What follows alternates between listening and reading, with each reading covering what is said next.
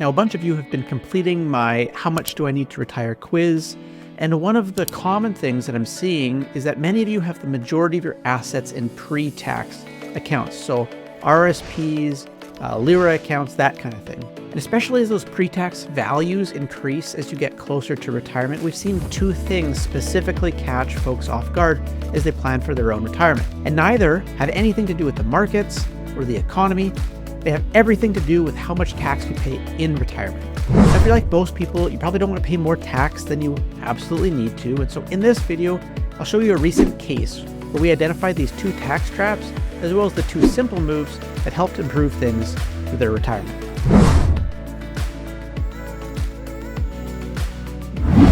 Hey there, I'm Steve Willems. I'm a practicing certified financial planner and wealth advisor with the Willems Wealth Planning Group out here in BC. We started this channel to help you plan for your own retirement, helping you think about how to plan and arrange your investments, your income streams, and ideally pay less tax along the way.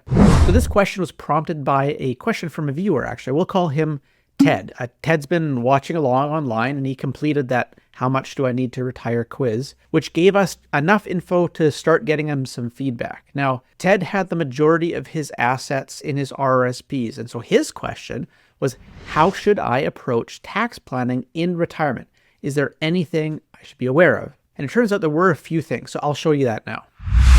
So let me introduce you to Ted and Trish. Ted is 61, Trish is 53. They don't have any kids together, and that'll matter later on. They've got a home worth about $800,000 up in northern British Columbia. They don't have a mortgage. They've got about $50,000 in the bank and about $1.9 million in pre-tax RRSPs. Now for post-tax accounts, neither of them have a TFSA for whatever reason. He does have a small brokerage account worth about $80,000 that holds some stocks that he's been trading since 2020, kind of as a pastime or a hobby. So we had a conversation about their goals. We talked about what a good retirement would look like, what a bad retirement might look like, kind of what scared them. And then we modeled a base case scenario based on how they figured they were going to fund their retirement. So let's take a look at that. Now, Ted always figured that when he was going to retire, he would just turn on all of his pensions at that time, but he'd probably push off drawing his RSPs down the road until he was actually forced to. In his mind, if he could afford his life kind of living on those pensions, why bother taking more? And here's where the first retirement income tax problem showed up, right? Because let's keep in mind that when we're running these plans, we're going to be modeling out their future cash flows to them from all of these different sources, and then essentially running kind of an indexed tax return every single year to figure out what their future personal tax bills might look like. We don't want to have any surprises. And when we look here at this column, we see that their effective marginal tax rates step up significantly from 22% to 31% at the age of 75. Now, some of you might know what's going on here. This is the point in time when the minimum annual withdrawals are going to be required to be paid out of their RRSP accounts. So when Ted turns 71, right here, he'll have to convert his RRSP to a RIF, and then the next year he'll have to take his first piece of required income out of that plan. The government's essentially saying, you waited till now to pay tax on those dollars. You can't wait any longer. So when he turns 72, he'll be required to take out 5.4% out of that account that year, and then that percentage is going to be increasing every year after that, such that by the time he's 90 years old, should he live that long, he'll be forced to take out 11.92% of whatever value's left in the plan at that time. And while the plan fundamentally works, right, like there is enough money to make all of this stuff happen, this is just a really lousy way to build a retirement income plan for a few reasons. Number one, this is just a really herky-jerky tax situation.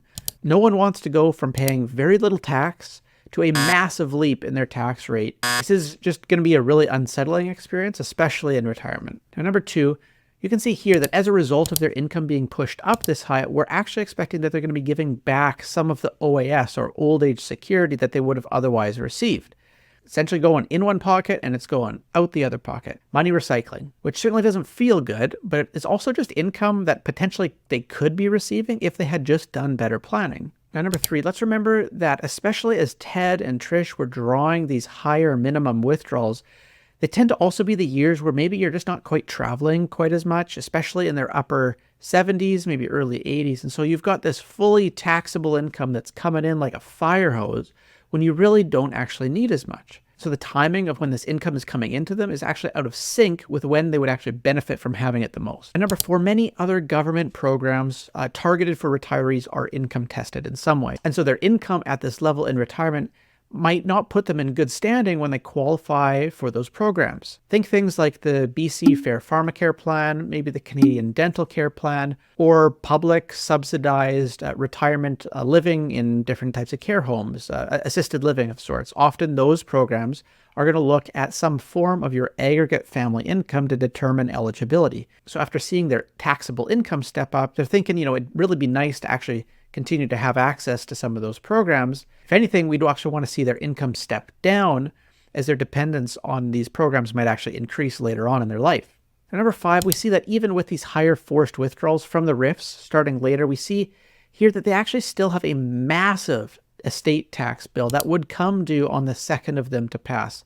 It peaks around their early 70s at around $1.7 million. Now, they don't have kids, so they're not too concerned about necessarily leaving a big nest egg for their beneficiaries, but they'd never seen that number calculated before.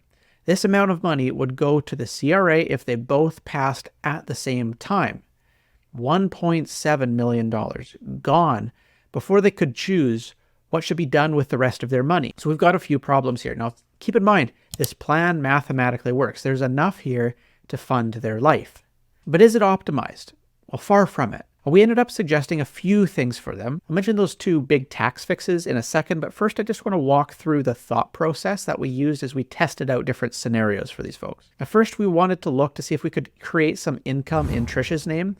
Given she wasn't earning as much as Ted, we're always looking for ways to split income. So they had a spousal RRSP that hadn't been touched in a few years, and so there was an option to pay out some extra income actually out of that RRSP by RRSP withdrawals to create some income in Trisha's name, and that could then be allocated to start filling up their tax-free savings accounts. Then we looked to see if we could actually have Ted retire sooner than he had planned.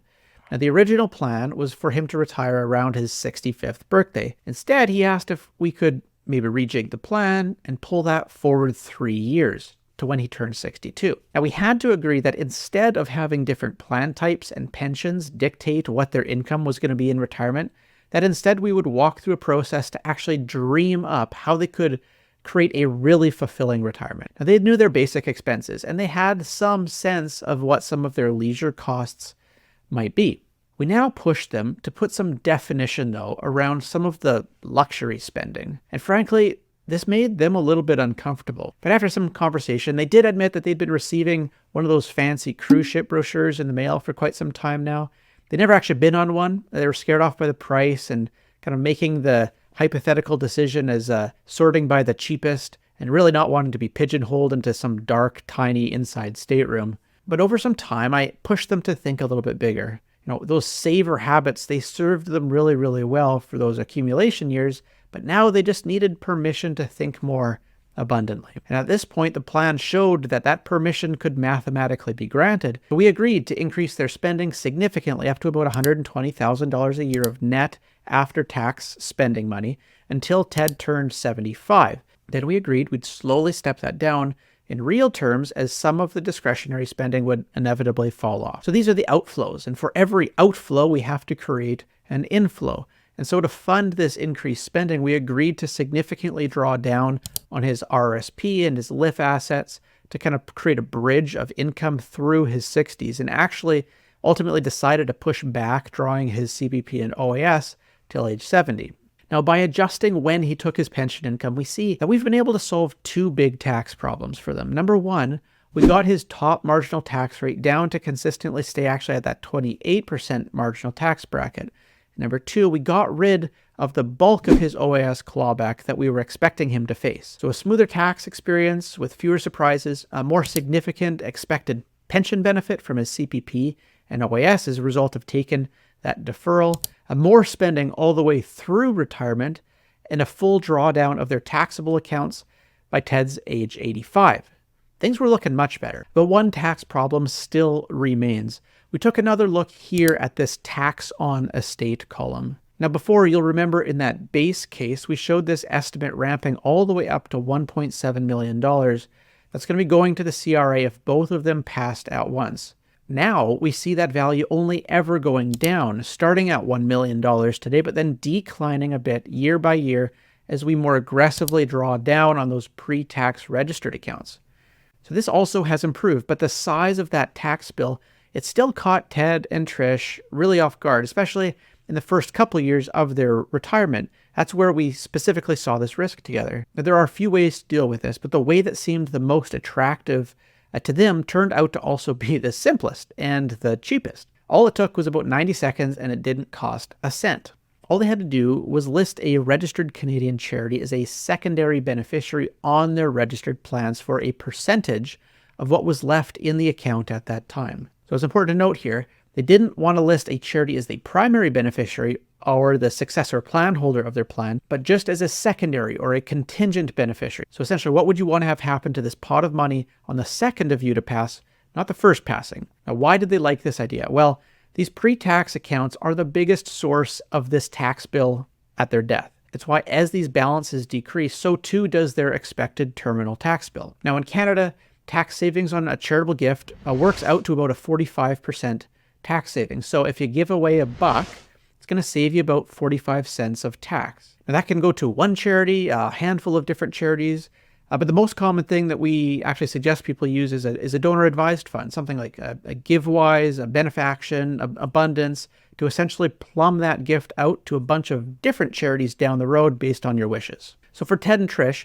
we tested out a couple different gift sizes. What would it look like for them to leave 10%, 20%, 30% of their pre-tax accounts, their RRSPs, their liras, to charity. And where they landed was 40% of their registered plans to charity on the second of them to pass by way of this contingent or this secondary beneficiary designation. So if they pass next year, tragically, in the first year of retirement on that cruise, heaven forbid, they're projected to have about $1.9 million of pre-tax registered assets. So 40% of that would be $760,000 gifted to their favorite donor-advised fund. Now this was going to be more than they'd ever given to charity in their lifetime, an amount that would be truly meaningful to a number of different causes. In addition, though, that gift would also save their estate about $348,000 in taxes. Now, there would be still plenty left over for distribution to their family, nieces, nephews, the like. I like this because it feels like the right tool for the right problem. Attaching a charitable beneficiary on a registered plan can make sure that that tax credit arrives exactly when the tax problem arrives. And if all goes according to plan and Ted and Trish live long and happy lives, well then this never actually gets exercised, or it can be updated super simply again down the road with no issue at all. Now, if you haven't done this kind of analysis on your situation and you're kind of starting to see that maybe there's a little bit more depth here that you maybe haven't covered off, well, we do this kind of work all day. Every week, we set aside a few hours to give back to folks in our YouTube community and answer their questions. If you'd like to take advantage of that, you can complete the How Much Do I Need to Retire quiz to get started, or you can book a call directly with myself or someone from the team to start getting answers to your questions. Two options. I'll put both those links in the description below. Hey, I really hope that's helpful. We're going to be trying to do a few more of these case studies here on the channels. We've been getting some really good feedback on those videos. If you'd agree, or if there's something that you'd like us to cover off in future videos, just write in the comment below. We'd certainly love to hear from you. In the meantime, that's all for now. Thanks again for watching. I'll see you in the next video.